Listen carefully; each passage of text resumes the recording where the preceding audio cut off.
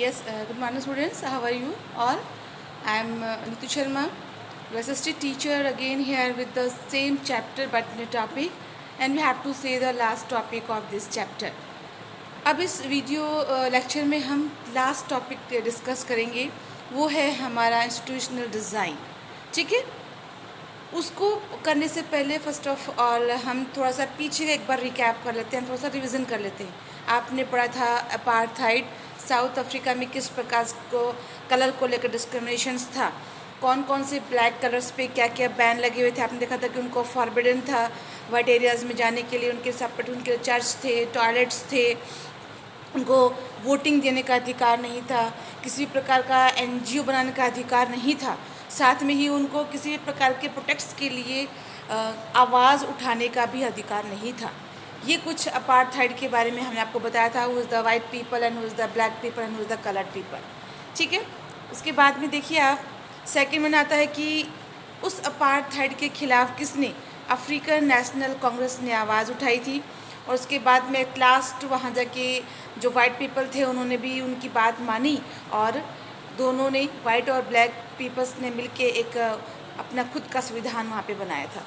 Okay, उसके बाद देखिए आप कि कौन कौन से प्रॉब्लम फेस करने पड़े थे उस टाइम साउथ अफ्रीका के अंदर, वहाँ पे रहने वाले जो वाइट पीपल्स थे और जो ब्लैक पीपल्स थे। उसमें क्या था, द डिफरेंस इन द, ठीक है, the oppressor and the oppress, यानी कि अत्याचार करने वाले और सहन करने वाले दोनों के बीच बैठ के उनको एक नया संविधान बनाना था। It is very difficult task for both of the sections. ठीक है, सेकंड उनके था कि अब वहाँ पे ये था, जो मेजॉरिटी थी ब्लैक पीपल, उनको ये था कि हम मेजॉरिटी हैं तो सरकार हमें बनानी चाहिए। वहीं पे वाइट पीपल्स को ये एक डर सता रहा था कि कहीं वो हमारे प्रिविलेज या वो हमारी प्रॉपर्टी को छीन नहीं ले।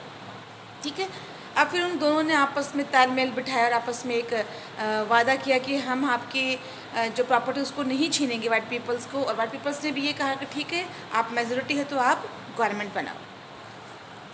उसके बाद था what do you mean bye preamble. उन्होंने अपने प्रिएम्बल में हर चीज़ उन्होंने क्लियर की थी। एक तरीके से जो प्रिएम्बल होता है किसी भी कॉन्स्टिट्यूशन का, वो उसका सोल होता है, वो उसकी आत्मा होती है, वो उसका एक दर्शन होता है, उसमें हर कुछ उसके अंदर लिखा हुआ होता है, या आप कहो तो उसकी एक समरी होती है, एक ओवरव्यू होता है। ठीक है, यहाँ पे वो डेफिनेशन दी है प्रिएम्बल की, and introductory statements in a constitution which states the reasons and the guiding values of the constitution. It is mean the preamble. यहाँ पे आपको ये दिया हुआ है एक बहुत अच्छी डेफिनेशन।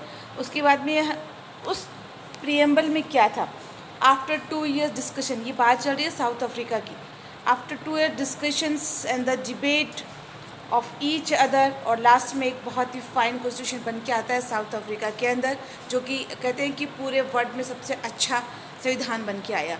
रीज़न, ऑपरेसर और ऑपरेस्ड, शासन अत्याचार करने वाला और अत्याचार सहन करने वाला बैठ के कुछ चीज़ की पॉलिसी बना रहे थे। सोचिए आप, तो ये बहुत एक आइडियोलॉजी थी और इनके जो संविधान थे इससे बहुत से जो अदर कंट्रीज़ भी इंस्पायर्ड हुई थी। फिर था द कॉन्स्टिट्यूशंस गिव सिटीजन्स, कहते हैं कि इतनी उन्होंने एक्सटेंसिव राइट्स दी जितने किसी भी संविधान में नहीं दे रखे हैं। इस कारण भी बहुत पॉपुलर था, बहुत आइडियल था कि बहुत ही राइट्स दिए गए साउथ अफ्रीका के नागरिकों को। एंड द थर्ड वन था उसके अंदर कि everyone based on the part of the, किसी भी प्रकार के सॉल्यूशन के लिए दोनों ग्रुप शामिल होंगे, यानी कि सॉल्यूशन के अंदर each and every section involve in when they are solve any types of problem. ठीक है, यहाँ पे बात होगी आपकी पॉलिटिकल इक्वलिटी की। इसलिए ये 3 आपको चीज़ें बताई गई कि जो साउथ अफ्रीका के जो संविधान था, कॉन्स्टिट्यूशन था, उसमें 3 बातें मेनली इंक्लूड की गई जो कि एक आइडियल था अदर कंट्रीज़ के लिए। उसके बाद में आता है आपका रोल ऑफ कॉन्स्टिट्यूशन। अब यहाँ बातें हो जाती हैं स्टार्ट भारत की कि क्या रोल होता है संविधान का, why do we need a constitution. इसमें आपको 5 पॉइंट्स दे रखे हैं, we have to explain already. इसमें ये था कि लिविंग इन द, कि जो भी कॉन्स्टिट्यूशंस के अंदर जो भी रूल्स या लॉज लिखे हुए होते हैं, जो राइट्स लिखे होते हैं, वहाँ पे हर एक नागरिक को आपको उसको मानना पड़ेगा। And that is condition that is necessary for different kinds of people to live together. साथ में ये एक गारंटी, एक ट्रस्ट पैदा करती है आम जनता के बीच में जो एक साथ जो मिल के रहती है। ठीक है ना, ट्रस्ट को पैदा करने का ये सबसे बड़ा अहम कहते हैं ना कि आप मान सकते हो। फिर है इट जनरेट्स डिग्री हो गया, it specify how the government will be constitute who will with the power, किस प्रकार से गवर्नमेंट बनेगी और पावर किसके हाथ में आएगी। द राइट्स ऑफ सिटीजन्स, जो फंडामेंटल जो राइट्स है, everything is written in the constitutions, कौन कौन से अधिकार दिए गए सब कुछ लिखा हुआ है। लिमिट लिखी हुई है गवर्नमेंट की कि कोई भी गवर्नमेंट एग्जीक्यूटिव हो, जुडिशरी हो या लेजिस्लेचर हो, अपनी लिमिट को क्रॉस नहीं करेगा। ठीक है। उसके बाद में it's express the aspirations of the people about creating a good society, और एक समाज का एक दर्पण है, एक अच्छे समाज की छवि इस प्रेमबल के अंदर, संविधान के अंदर हमारी झलकती है। अगर आप किसी अदर कंट्रीज़ को देखोगे तो जैसे कई अगर फॉरेन कंट्रीज़ में जैसे 3 to 4 marriages allow, without marriage वो एक तरीके से रिलेशनशिप में अपने साथ एक साथ रह सकते हैं मेल और फीमेल, जो कि अपने इंडिया में नहीं है। बहुत रेयर केस में सेलिब्रिटीज़ जो ऐसा करते हैं, otherwise it is ban in the India. तो ये सारी चीज़ें जो काम है ये करता है हमारा भारतीय संविधान। उसके बाद में आता है every country which constitution is not democratic but every democratic country has a constitution. ज़रूरी नहीं है कि जिसके पास संविधान है वो डेमोक्रेटिक कंट्री है, लेकिन डेमोक्रेटिक के पास लिखित संविधान होना ज़रूरी है। ठीक है, ये बहुत अच्छी बात है ये। आफ्टर दैट प्रॉब्लम्स जो फेस की थी उस टाइम जिन्होंने संविधान बनाया था, it is in front of you, कि डाइवर्स ग्रुप ऑफ पॉपुलेशंस की थी। इतनी पॉपुलेशन थी अलग अलग रिलीजन कास्ट को लेके, उनको इकट्ठा करके उनको ऐसा एक लॉ, ऐसी पॉलिसी, ऐसी चीज़ें बनाना जिससे वो भी खुश रहे। सेकंड था कि उस टाइम क्या था, जो फर्स्ट मीटिंग हुई उसके बाद में जो भारत था 2 टुकड़ों में बट गया। अब देखिए पाकिस्तान और इंडिया में अब ऐसी नीति बनाने की मुसलमानों को भी यह ना लगे कि उन्होंने खाली हमारा फेवर नहीं है, खाली हिंदू का फेवर किया है। तो ऐसी चीज़ें बनाना ये भी एक बहुत बड़ी प्रॉब्लम थी उनके सामने था। फिर the problems of the basic of religious background, पीछे का जो बैकग्राउंड था अलग अलग रिलीजियंस का, उसको लेके भी बहुत सारी जो प्रॉब्लम्स थी वो उनके सामने आ गई थी। फिर उसके बाद में था the constitution was providing to people with equality but the reality people is not equal. वो चाह रहे थे कि हम इक्वलिटी ला दें पूरे इंडिया के अंदर, लेकिन अगर आप देखो तो इक्वलिटी थी ही नहीं इंडिया के अंदर। उसके बाद में जो ब्रिटिश थे उन्होंने अब अलग अलग जो प्रोविजंस थे उनको ये छूट दे रखी थी कि या तो आप भारत में जाके मिलो या पाकिस्तान में जाके मिलो, या अपने आप को आप इंडिपेंडेंट मानो। तो हर एक जो स्टेट थे, प्रोविजन थे, उनको इंस्पायर्ड करके उनको किस प्रकार से अपने में मिलाना था, ये भी एक डिफ़िकल्ट टास्क था उस टाइम का। ठीक है, तो ये सब चीज़ें थी जो फेस कर रहे थे उस टाइम हमारे जो संविधान निर्माता थे उनके सामने। फिर था formation of the Indian constitution, कौन कौन सी किस प्रकार से फॉर्मेशन हुआ इंडियन कॉन्स्टिट्यूशन का, वो हम देखेंगे कि the matters Indian constitution already has, देखना भी उनके क्या था, उनको पहले से ही जो साउथ अफ्रीका के से जो हुआ उससे वो आइडिया ले चुके थे, और जो स्ट्रगल था, फ्रीडम स्ट्रगल था, उससे उस टाइम उन्होंने एक रफ़ आइडिया पहले से बना लिया था कि हम जब फ्री होंगे, हम जब आज़ाद होंगे, हमारा संविधान ऐसा होगा।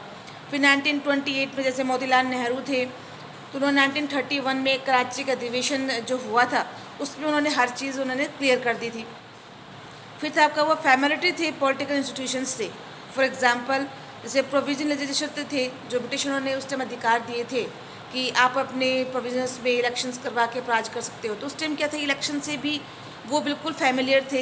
हालांकि उस टाइम यूनिवर्सल एडल्ट फ्रेंचाइज नहीं थी, लेकिन जो प्रोविज़न उन्होंने छूट दे रखी थी इलेक्शंस के, उसके थ्रू भी वो बहुत निकट थे पॉलिटिक्स के। और इंस्पिरेशंस फ्रॉम, और उन्होंने अलग अलग कंट्री से, फ्रांस के रिवोल्यूशन से, रशिया के रिवोल्यूशन से और bill of rights in USA से उन्होंने बहुत सी चीज़ें भी उन्होंने ग्रहण करके इस संविधान को बनाया था। ठीक है, उसके बाद में था कि उन्होंने 1935 एक्ट लिए थे उन्होंने अमेरिका से। इसके बाद में था इंडियन कॉन्स्टिट्यूशन 26 नवंबर 1949 को बन के रेडी हो गया और 26 जनवरी 1950 को इसको लागू कर दिया गया। ठीक है, और ये जो एक कॉन्स्टिट्यूशन असेंबली थी जो कि इलेक्ट होके आई थी, कहाँ थे, प्रोविजनल स्टेट से, उसने इस पूरे संविधान को 26 जनवरी 1949 को बना के रेडी कर दिया और 26 जनवरी 1950 को उसको लागू कर दिया गया। उसके बाद में था why should we follow this, कि ऐसी क्या चीज़ है आपके भारतीय संविधान में कि हम उसको फॉलो करें, ठीक है। तो था ना, expressions of the constitution is legitimacy, इसकी वैल्यू अगर आप देखते हो तो दूसरे कंट्रीज़ के तुलना में इसकी वैल्यू बहुत ज़्यादा है, ठीक है। आज तक किसी भी पॉलिटिकल पार्टी ने या किसी सोशल ग्रुप में इसका कहीं भी विरोध, इस पर क्वेश्चन मार्क नहीं लगाया है। Constitution assembly represented the people of India, ये रिप्रेजेंट करता है पीपल ऑफ इंडिया, मीन्स हमारे द्वारा इलेक्ट किए हुए ही आज सेंट्रल गवर्नमेंट में बैठे हैं। Third one is process by which it was made, ये बहुत एक लंबी प्रोसेस के बाद, बहुत लंबी डिबेट के बाद और 2000 इसमें अमेंडमेंट संशोधन किए गए हैं। और कहते हैं कि 114 डेज इसमें एक बड़ी वार्ता, एक गंभीर जो वार्ता इसके अंदर, डिबेट इसके अंदर हुई हुई है, ठीक है। और उसके बाद में इसमें ऐसे 12 ऐसे अलग अलग आपको बुक्स मिल जाएंगी जिसके अंदर पूरा संविधान आपको देखने को मिलेगा।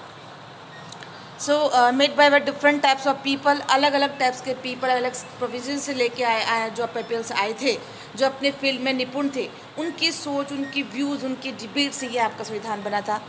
उसके बाद में था आपका, फिर बात आती है हमारे गांधी जी की। आपको पता है कि बी आर अम्बेडकर उस टाइम जो उसके लॉयर थे, चेयरमैन थे, और गाइडलाइन जो वैल्यू थी उसके अंदर कि क्या कौन से एक दर्शन, एक आइडियोलॉजिकल, एक फिलॉसफी के आधार पर ये बना हुआ था। और उसके अंदर क्या था कि महात्मा गांधी के विचार थे, वो चाहते थे कि जो महात्मा गांधी का विचार था, हालांकि वो उस असेंबली में शामिल नहीं थे, उनके ये था कि फ्री होना चाहिए ब्रिटिशों के से, इक्वलिटी होना चाहिए, सामाजिक, राजनीतिक और आर्थिक शांति होनी चाहिए पूरे समाज के अंदर, and the universal no untouchability, किसी प्रकार का छुआछूत नहीं होना चाहिए, और वुमेन्स और मेंस को इक्वल राइट्स होनी चाहिए थी। ये थे गांधी जी के विचार कि ऐसा संविधान में इंक्लूड होना चाहिए।